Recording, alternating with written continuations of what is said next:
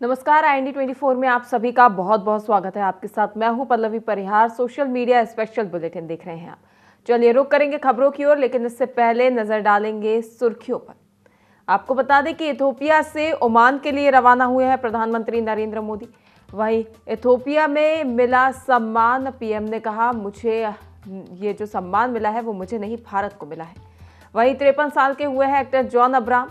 अक्षय खन्ना ने घर में कराया वास्तु शांति का हवन। शादी, और आपको बता दें कि चांदी पहली बार 2 लाख प्रति किलो के पार पहुंच गई है।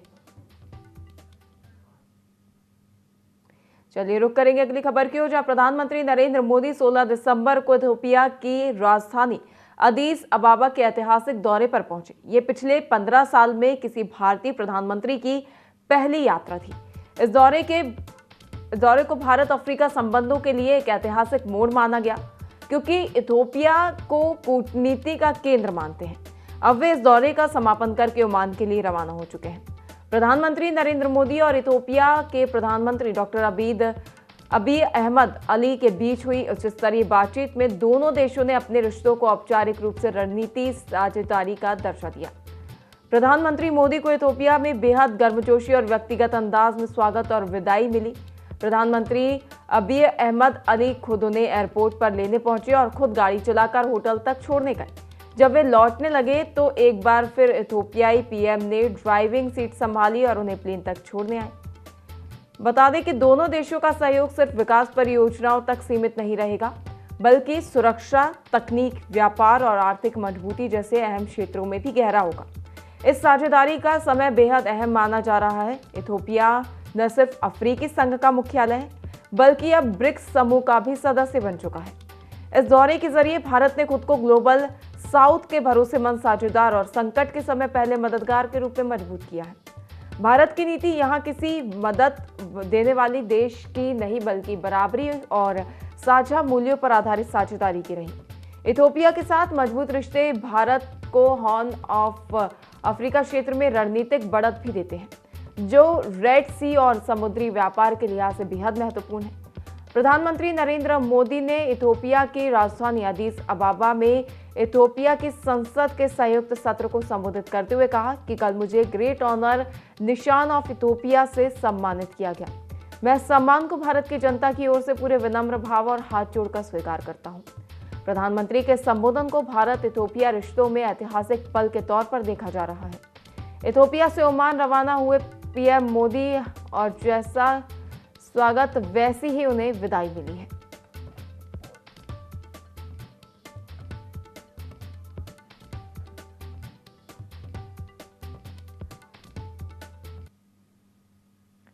मुख्यमंत्री पुष्कर सिंह धामी ने मुख्यमंत्री स्वरोजगार योजना के तहत 3,848 लाभार्थियों के बैंक खातों में 33 करोड़ 22 लाख रुपए की धनराशि का मुख्यमंत्री आवास से ऑनलाइन माध्यम से वितरण किया।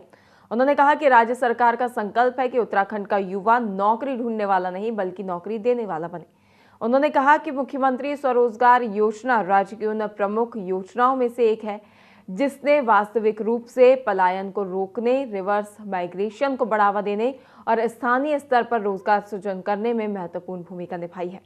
मुख्यमंत्री ने कहा कि कोविड-19 के दौरान लौटे प्रवासी, युवा उद्यमी, कारीगर, हस्तशिल्पी एवं शिक्षित बेरोजगार इस योजना के प्रमुख लाभार्थी हैं। योजना के अंतर्गत राज्य के मूल और स्थायी निवासियों को विनिर्माण, सेवा एवं व्यापार क्षेत्र में राष्ट्रीयकृत सहकारी एवं क्षेत्रीय ग्रामीण बैंकों के माध्यम से ऋण सुविधा उपलब्ध कराई जा रही है। विनिर्माण इकाइयों के लिए 25 लाख तक और सेवा एवं व्यापार इकाइयों के लिए 10 लाख तक की परियोजना लागत अनुमन्य है। संकल्प था शुरू से कि हमारे युवा राज्य के अंदर नौकरी ढूंढे नहीं, बल्कि नौकरी देने वाले बने। और मैं देख रहा हूं कि आप सब में से बहुत सारे लोगों ने बहुत अच्छा काम किया है। बड़ी हिम्मत का, परिश्रम का, अपने कौशल का परिचय देते हुए आप लोग आगे बढ़े हैं। और इस योजना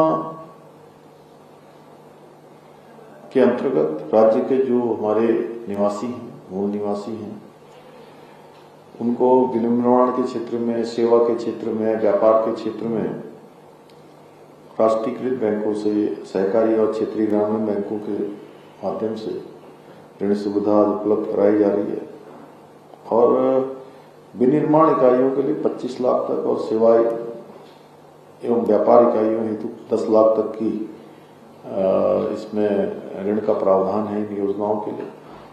और इन योजनाओं में परियोजनाओं का लागत का 15% से लेकर 25% तक की सब्सिडी मनी, मार्जिन मनी का प्रावधान भी इस योजना में किया गया है। और ये सब्सिडी उद्यम के न्यूनतम 2 वर्ष सफल संचालन के बाद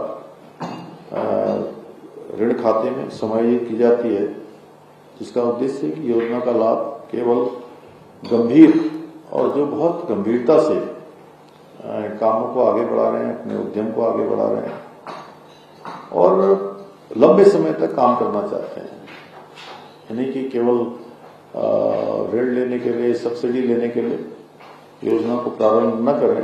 इसमें हमारा विभाग भी सभी कुछ देखता है और आगे इसमें और ज्यादा लोगों को हम इस योजना का लाभ दे पाएं और लोगों को जोड़ पाएं।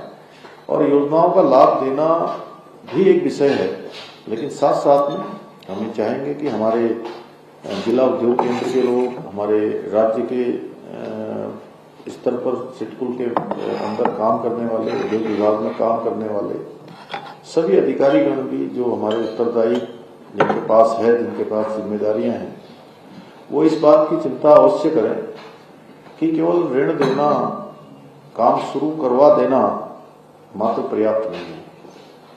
उसकी पूरी ओनरशिप लेते हुए जहां जो उद्यम करने वाला है, रोजगार करने वाला है, स्वरोजगार शुरू करने वाला है, उनकी भी जिम्मेदारी, उनकी जिम्मेदारी के साथ साथ हमारी भी जिम्मेदारी है कि हम उसके उद्योग को सफलता के स्तर पर पहुंचाएं, उसको पूरी तरह से सफल करें। हमारा बॉलीवुड एक्टर अक्षय खन्ना इन दिनों अपनी फिल्म धुरंधर को लेकर सुर्खियों में है। फिल्म में वे रहमान डकैत के किरदार में नजर आए हैं। फिल्म में उनके डायलॉग्स, अंदाज और डांस स्टेप्स को दर्शक काफी पसंद कर रहे हैं। फिल्म धुरंधर ने दुनिया भर में करीब 600 करोड़ रुपए की कमाई कर ली है। इसी बीच अक्षय खन्ना ने अपने अलीबाग वाले घर में वास्तु शांति हवन कराया। बता दें कि फिल्म की शानदार सफलता के बाद भी अक्षय सोशल मीडिया और मीडिया से दूरी बनाए हुए हैं। इन दोनों वे अलीबाग में अपने घर पर शांत समय बिता रहे हैं। वहीं अक्षय के घर पर हुए इस हवन का वीडियो पुजारी शिवम महात्रे ने सोशल मीडिया पर शेयर किया है। वीडियो के साथ उन्होंने मराठी में लिखा कि उन्हें अक्षय खन्ना के घर पूजा करने का मौका मिला। उन्होंने कहा कि अक्षय का शांत स्वभाव, सादगी और सकारात्मक सोच इस अनुभव को खास बनाती है। बता दें कि शिवम महात्रे ने अक्षय खन्ना की जमकर तारीफ की। उन्होंने लिखा कि अक्षय खन्ना एक्टिंग में क्लास की पहचान है। छावा, धुरंधर, दृश्यम 2 और सेक्शन 375 जैसी फिल्मों में उनकी परफॉर्मेंस शानदार रही है। वे अपने किरदार सोच समझकर चुनते हैं और हर फिल्म में दमदार अभिनय करते हैं। इसी वजह से अक्षय खन्ना दर्शकों के दिलों में अपनी खास जगह बनाए हुए हैं। बता दें कि धुरंधर एक स्पाई थ्रिलर फिल्म है। फिल्म में रणवीर सिंह, अर्जुन रामपाल, अक्षय खन्ना, संजय दत्त और आर माधवम अहम भूमिकाओं में हैं। इसके अलावा सारा अर्जुन, राकेश बेदी और दानिश पंडोर ने भी इसमें काम किया है। फिल्म 5 दिसंबर 2025 को सिनेमाघरों में रिलीज हुई है। अब धुरंधर का सीक्वल 19 मार्च 2026 को रिलीज होने वाला है। अक्षय खन्ना ने घर में वास्तु शांति हवन कराया और इसको लेकर पंडित की ओर से जिसने हवन कराया है उनकी ओर से एक फोटो शेयर किया गया है, जिसके बाद ये सोशल मीडिया पर जानकारी साझा की गई है।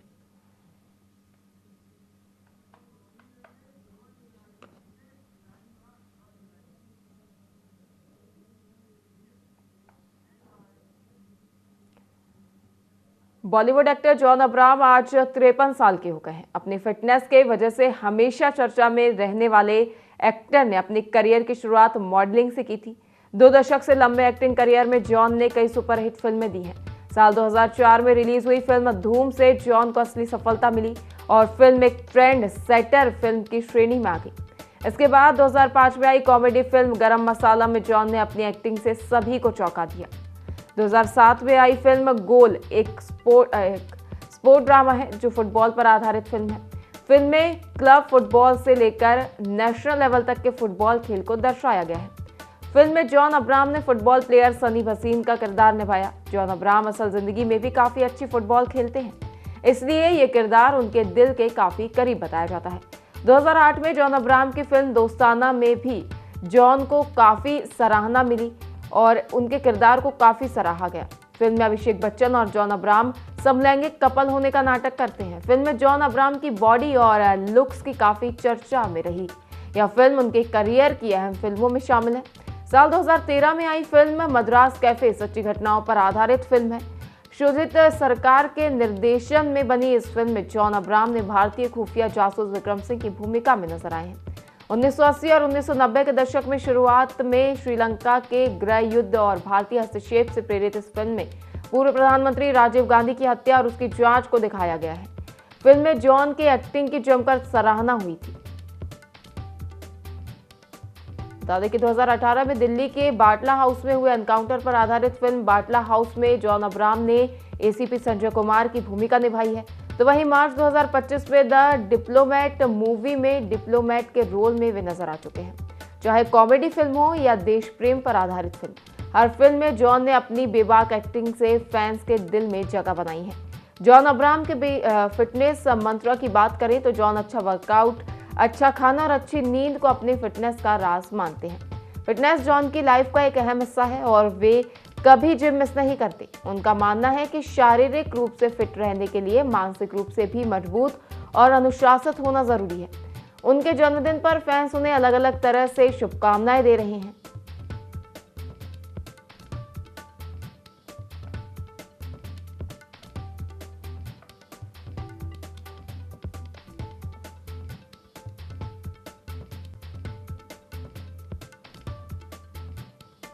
बता दें कि आज एक्टर जॉन अब्राहम का जन्मदिन है और उनके फैंस उन्हें बधाइयां दे रहे हैं। सोशल मीडिया पर लगातार उन्हें शुभकामनाएं दी जा रही हैं। बॉलीवुड एक्टर जॉन अब्राहम आज 53 साल के हो गए हैं। आपको बता दें कि चांदी आज यानी 17 दिसंबर को पहली बार 2 लाख रुपए प्रति किलो के पार निकल गई है। Indian Boolean and jewellers association के अनुसार 1 किलो चांदी की कीमत 8,775 रुपए बढ़कर 2,750 रुपए पर पहुंच गई है। इससे पहले ये 1,91,977 रुपए पर थी। 18 मार्च को चांदी पहली बार 1 लाख रुपए पर पहुंची थी, यानी चांदी को 1 लाख से 2 लाख रुपए प्रति किलो तक पहुंचने में सिर्फ 9 महीने का समय लगा, जबकि इसे 50,000 से 1 लाख रुपए तक पहुंचने में 14 साल लगे थे। मौजूदा कीमत के साथ चांदी अब ऑल टाइम हाई पर है। आज 24 कैरेट शुद्धता वाला सोना भी 936 रुपए बढ़कर 1,32,713 रुपए प्रति 10 ग्राम पर पहुंच गया है। इससे पहले ये कल यानी 16 दिसंबर को 1,31,777 रुपए पर था। वहीं सोने ने 15 दिसंबर को 1,33,442 रुपए प्रति 10 ग्राम का ऑल टाइम हाई बनाया था। बता दें कि इस साल अब तक सोने की कीमत 56,551 रुपए बढ़ी है और 31 दिसंबर 2024 को 10 ग्राम 24 कैरेट सोना 76,162 रुपए का था, जो अब 1,32,713 रुपए हो गया है। चांदी का भाव भी इस दौरान 1,14,773 रुपए बढ़ गया है। 31 दिसंबर 2024 को 1 किलो चांदी की कीमत 86,017 रुपए थी, जो अब 2,0750 रुपए प्रति किलो हो गई है। चांदी में तेजी के 4 बड़े कारण आपको बता दें: इंडस्ट्रियल डिमांड, सोलर, इलेक्ट्रॉनिक्स और ईवी में भारी इस्तेमाल। चांदी अब सिर्फ ज्वेलरी नहीं, जरूरी कच्चा माल बन गई है। ट्रंप का टैरिफ डर, अमेरिकी कंपनियां चांदी का भारी स्टॉक जमा कर रही हैं। ग्लोबल सप्लाई में कमी से कीमतें ऊपर चढ़ी हैं। वहीं मैन्युफैक्चरर होड़ में, प्रोडक्शन रुकने के डर से सभी पहले से खरीद रहे हैं। इसी वजह से आने वाले महीनों में भी तेजी बनी रहेगी। चांदी में निवेश बढ़ रहा है। निवेश सिल्वर ETF के जरिए चांदी में निवेश कर रहे हैं। इससे चांदी की डिमांड बढ़ रही है और इसके चलते अब इसमें इजाफा भी देखा जा रहा है।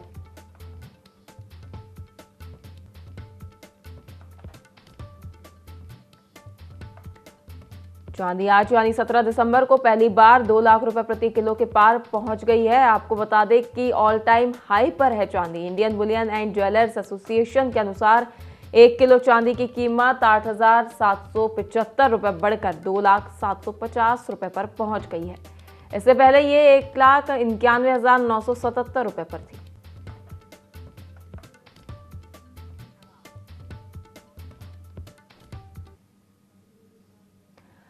उत्तराखंड में शराब के दाम बढ़ाने के सरकार के फैसले पर हाईकोर्ट ने रोक लगा दी है। ये रोक मैसर्स इंडियन ग्लाइकॉल्स लिमिटेड की याचिका पर लगाई गई। न्यायमूर्ति रविंद्र मैठाणी और न्यायमूर्ति आलोक मेहरा की खंडपीठ ने 28 नवंबर को जारी नोटिफिकेशन पर अंतरिम रोक लगाते हुए कहा कि एक्साइज इस वर्ष के बीच शराब के दाम नहीं बढ़ाए जा सकते। कोर्ट ने माना कि नोटिफिकेशन के जरिए आबकारी नीति में संशोधन उचित प्रक्रिया के बिना नहीं किया जा सकता।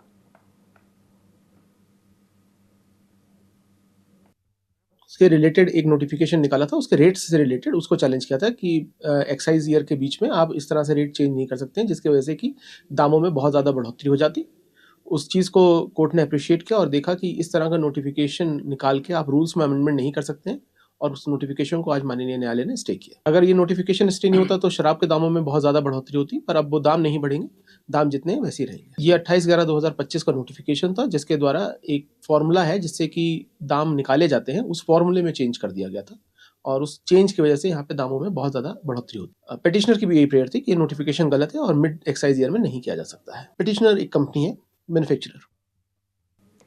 वहीं अगली खबर छतरपुर से है, जहां अवैध निर्माण पर एसडीएम अखिल राठौर ने चलवाया बुलडोजर। सरकारी जमीन पर कब्जा कर बनाए गए थे अवैध मकान। दर्जनों मकानों को जमींदोज किया जा रहा है और 3 बुलडोजर मशीनों से हटाया जा रहा है अवैध अतिक्रमण। प्राचीन मंदिर गोपाल टोरिया पर किया गया था अतिक्रमण, जिसको लेकर ये कार्रवाई अमल में लाई गई है। एसडीएम अखिल राठौर सहित तहसीलदार और नगरपालिका सीएमओ की उपस्थिति में बुलडोजर चलाया जा रहा है। सुरक्षा के लिए भारी पुलिस बल मौके पर तैनात किया गया है ताकि किसी भी विपरीत परिस्थिति के चलते जो स्थिति है वो नियंत्रण में लाई जा सके। कुछ महिलाओं ने हंगामा भी इस दौरान किया। पुलिस ने महिलाओं को समझाइश दी। सिविल लाइन थाना क्षेत्र के हाउसिंग बोर्ड पर की जा रही है कार्रवाई।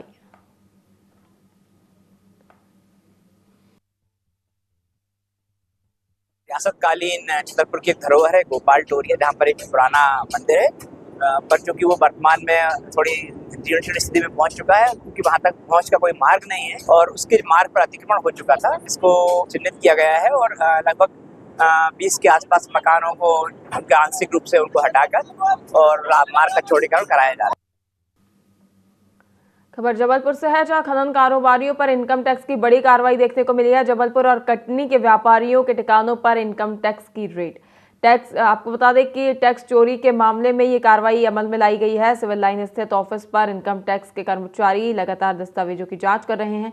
व्यापारियों के घर और ऑफिस में एक साथ की जा रही है कार्रवाई। आय से अधिक संपत्ति, टैक्स चोरी और अवैध लेन देन की लगातार शिकायतें प्राप्त हो रही थी, जिसको आधारित मानते हुए ये कार्रवाई की गई है।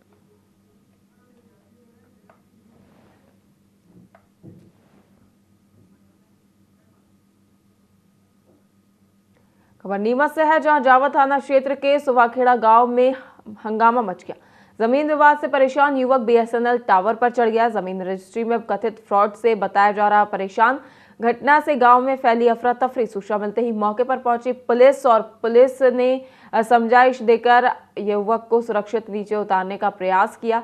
आपको बता दें कि नीमच से खबर सामने आ रही है, जहां जावा थाना क्षेत्र के सुवाखेड़ी में उस वक्त हड़कंप मच गया जब एक युवक बीएसएनएल के टावर पर जा चढ़ा। बताया जा रहा है कि युवक अपनी समस्याओं के चलते परेशान था और उसकी समस्या का निराकरण नहीं कराया जा रहा था, जिसके चलते वह आक्रोशित हो उठा। बताया जा रहा है कि जमीन रजिस्ट्री में कथित फ्रॉड से वह त्रस्त था, जिसके चलते उसने ये कदम उठाया।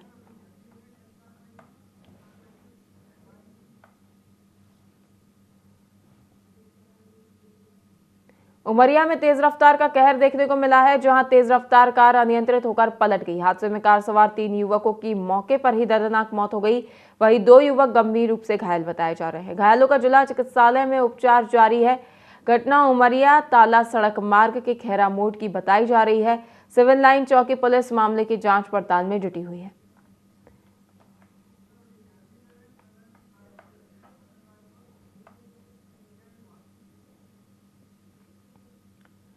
खबर रायपुर से है, जहां छत्तीसगढ़ विधानसभा का शीतकालीन सत्र हुआ शुरू। विपक्ष का केंद्रीय एजेंसियों के दुरुपयोग का आरोप। विपक्ष ने पेश किया स्थगन प्रस्ताव। विपक्ष ने की प्रस्ताव पर चर्चा की मांग। स्थगन प्रस्ताव को लेकर सदन में जमकर हंगामा देखने को मिला। विपक्ष का स्थगन प्रस्ताव अस्वीकार्य। नाराज विपक्ष ने गर्भगृह में की नारेबाजी। विपक्ष के सभी विधायक निलंबित। केंद्रीय एजेंसियों पर आर पार नेशनल एजेंसियों के दुरुपयोग का लगाया गया आरोप। विपक्ष ने पेश किया स्थगन प्रस्ताव। विपक्ष ने की स्थगन प्रस्ताव पर चर्चा की मांग। विपक्ष का स्थगन प्रस्ताव अस्वीकार कर दिया गया। विपक्ष ने इसको लेकर जमकर हंगामा किया। नाराज विपक्ष ने गर्भगृह में जमकर नारेबाजी की। आपको बता दें, छत्तीसगढ़ विधानसभा का शीतकालीन सत्र शुरू हो गया है और आज शीतकालीन सत्र का चौथा दिन था, जहां विपक्ष का सदन में जमकर हंगामा देखने को मिला।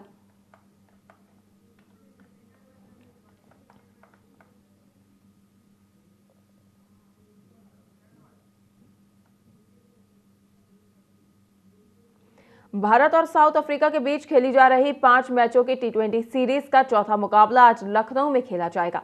टीम इंडिया सीरीज में 2-1 से आगे है। भारत ने पहला मैच 101 रन से जीता था। इसके बाद साउथ अफ्रीका ने मुलामपुर में खेले गए दूसरे मैच में 51 रन से जीतकर वापसी की, लेकिन तीसरे मैच में धर्मशाला में भारत ने 7 विकेट से जीत हासिल करते हुए फिर बढ़त बना ली। लखनऊ के एकाना स्टेडियम में भारत का रिकॉर्ड शानदार रहा है। टीम इंडिया ने यहां अब तक खेले गए तीनों मुकाबले जीते हैं। इस मैदान पर भारत ने आखिरी T20 मुकाबला 2023 में न्यूजीलैंड के खिलाफ खेला था, जिसमें टीम ने 6 विकेट से जीत दर्ज की थी। हालांकि सीरीज के पहले 3 मैचों में कप्तान सूर्य कुमार यादव और उप कप्तान शुभमन गिल का बल्ला खामोश रहा है। दोनों खिलाड़ी अब तक बड़ी पारी खेलने में नाकाम रहे हैं। धर्मशाला में भारत की जीत के दौरान गिल ने 28 रन बनाए थे, जो इस सीरीज में उनका बेस्ट स्कोर है, जबकि सूर्य कुमार यादव ने 3 मैचों में 12, 5 और 12 रन बनाए हैं। ऐसे में लखनऊ में दोनों से बड़ी पारी की उम्मीद होगी। भारत और साउथ अफ्रीका के बीच अब तक कुल 34 T20 इंटरनेशनल मुकाबले खेले जा चुके हैं। इनमें से टीम इंडिया ने 20 मैचों में जीत दर्ज की है, जबकि साउथ अफ्रीका को 13 मुकाबलों में सफलता मिली है। दोनों टीमों के बीच एक मैच बेनतीजा रहा। अक्षर पटेल इस सीरीज के आखिरी 2 मैचों से बाहर हो गए हैं।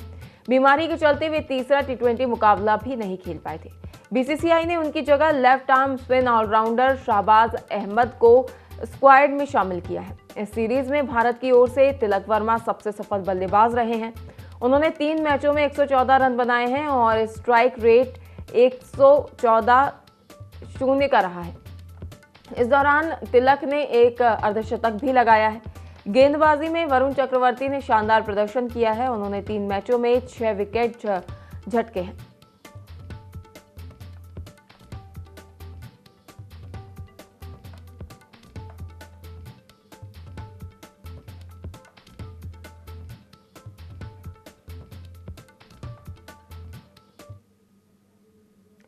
कानपुर में दबंगों के हौसले लगातार बुलंद है। जहां दबंगों की दबंगई देखने को मिली है। सीसीटीवी फुटेज सोशल मीडिया पर हुआ वायरल। दबंगों ने पड़ोसी के घर पर किया पथराव और 3 राउंड फायरिंग भी की। सूचना मिलते ही एसीपी अनवरगंज समेत 3 थाने का फोर्स मौके पर पहुंचा। पुलिस ने पीड़ित की तहरीर के आधार पर एफआईआर दर्ज कर ली है। पुलिस ने संदिग्धों को हिरासत में लेकर पूछताछ शुरू कर दी है।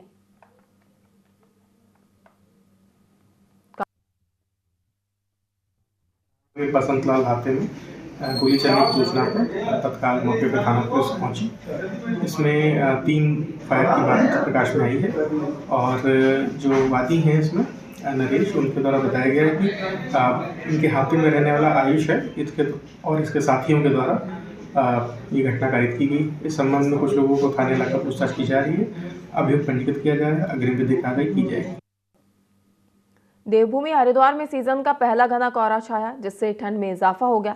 सुबह से ही शहर कोहरे की चादर में लिपटा रहा और सड़कों पर विजिबिलिटी काफी कम हो गई। वाहन चालकों को हेडलाइट जलाकर सफर करना पड़ा। स्कूली बच्चों और कर्मचारियों को परेशानी का सामना करना पड़ा। मौसम विभाग ने आने वाले दिनों में कोहरा और ठंड बढ़ने के संकेत दिए हैं। हरिद्वार में सीजन का पहला घना कोहरा छाया, जिससे ठंड बढ़ी है, विजिबिलिटी कम हुई है।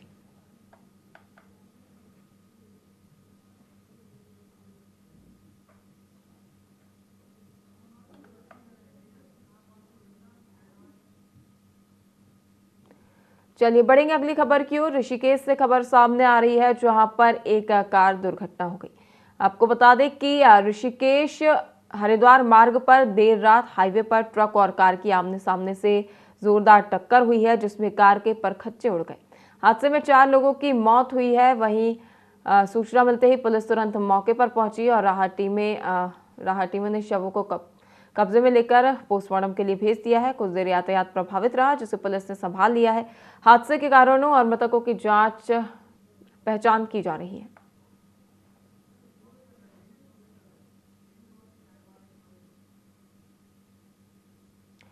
फिलहाल के लिए सोशल मीडिया स्पेशल में इतना ही। लगातार बने रहिए IND24 के साथ। नमस्कार।